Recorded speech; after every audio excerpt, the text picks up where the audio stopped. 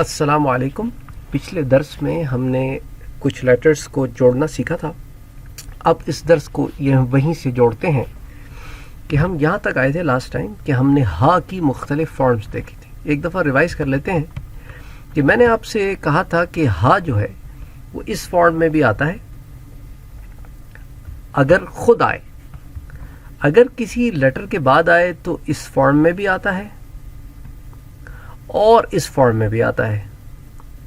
اسی طرح ہا جو ہے جس کو اردو میں کہتے ہیں نا دو چشمی ہے، یعنی دو چشمے والا ہے، کہ یہ اس فارم میں بھی آتا ہے.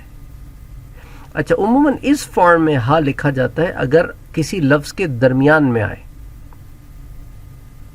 اسی طرح یہ دیکھیں یہاں پر درمیان میں الف کے ساتھ کنیکٹڈ ہے، یہاں با کے ساتھ کنیکٹڈ ہے. تو یہ آپ نے دو ایگزامپلز یوں دیکھ لیں. یہ ہا لکھنے کا ایک اور طریقہ ہے، یہ با اور میم کے درمیان آ رہا ہے. اچھا، اگلا لیٹر دال ہے. یہ بذات خود ہے، یہ اس طرح بھی لکھا جاتا ہے، کتابوں میں موجود ہے، قرآن کریم میں، احادیث کی کتابوں میں، عربی میں اس طرح بھی لکھا جاتا ہے.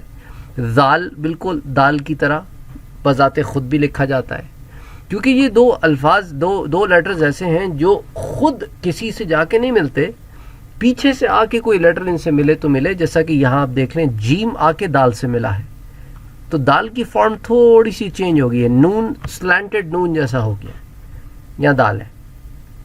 یہ زال ہے، زال، یہ زال سے پیچھے سے خا آ کے ملا ہے، خا زال. اچھا، نون ہوتا نا نون تو یہ بڑا ہوتا اور نقطہ ذرا سینٹر میں ہوتا، یہاں دور ہے اوپر ہے تو یہ زال کا نقطہ ہے، زال. اچھا، یہ را ہے اور یہ ز ہے. یہ بھی انڈیویجولی لکھے جاتے ہیں اگر کسی ورڈ کے شروع میں آئے یا درمیان میں آئے. کبھی کبھی یہ پیچھے سے آ کے ایسے بھی لیٹرز ان سے مل جاتے ہیں، ایسے آ کے یہ لیٹر اگر پیچھے سے کوئی مل رہا ہے تو ایسے ملے گا. یہ دیکھیں جیم اور را یہ ملے ہوئے، یہاں خ اور ز یہ ملے ہوئے، خ اور ز. اچھا، ز اور زال، زال میں ذرا موٹا کریں گے، زبان دونوں دانتوں کے درمیان لا کے باہر نکالیں گے، اور یہاں پہ اس کو زی جیسے ہوتا ہے نا انگلش میں ویسی ساؤنڈ ہوتی ہے.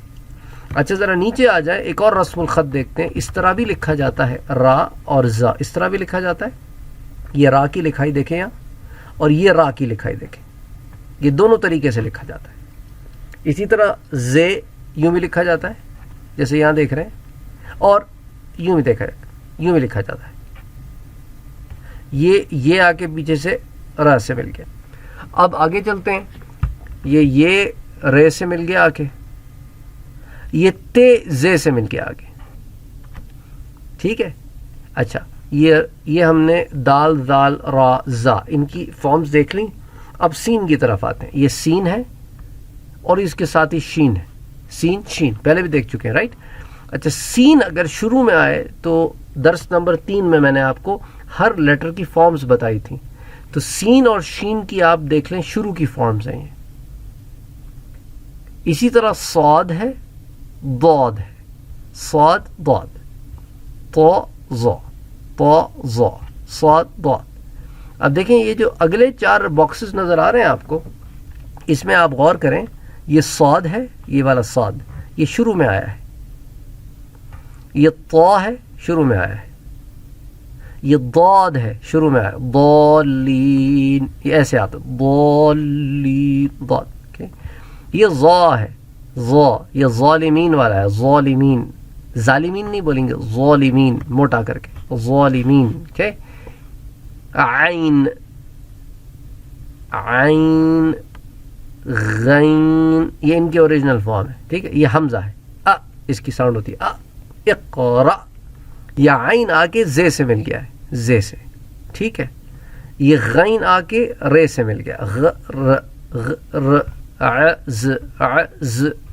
اچھا، یہ صاد ابھی دیکھا نا، صاد یہاں پہ با سے ملا تھا، اب یہاں عین سے مل گیا، عین. عین ایسے لکھا جاتا ہے اگر آخر میں آئے کسی بھی ورڈ کے. یہ وہ شیٹ بڑی امپورٹنٹ ہے جو میں نے آپ سے تیسرے درس میں شیئر کی تھی، جس میں ہر لیٹر کے مختلف فارم ہیں، وہاں پہ سارے فارمز مل جائیں گے. اچھا، ضاد غین سے مل گیا، ٹھیک ہے. اچھا، اب عین اور غین کی آپ درمیانی فارم دیکھ لیں. یہ درمیانی فارم ہے، یہ عین کی درمیانی فارم ہے، یہ عین کی درمیانی فارم ہے، یہ غین کی درمیانی فارم ہے. ٹھیک ہے، تو آج جو ہے ہم انہی لیٹرز پہ اکتفا کرتے ہیں. ہم نے دال، ذال، را، زا، سین، شین، صاد، ضاد، طا، ظا، عین، غین اور حمزہ، یہ لیٹرز دیکھیں. انشاءاللہ پھر یہ والی لائن سے اگلے درس میں شروع کریں گے.